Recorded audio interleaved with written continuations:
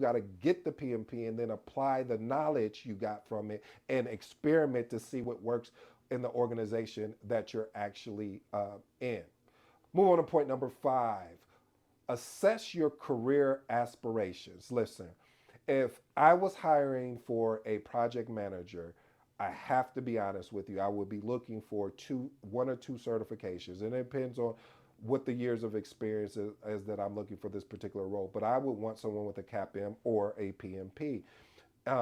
But again, not saying I wouldn't hire anyone that didn't have a lot of experience, but my question to that person again, what I stated at the beginning is why haven't you gotten your PMP? Like this should be easy for you. You got 20 years in, you should be able to go and sit and just take the test. You don't even need the study guides.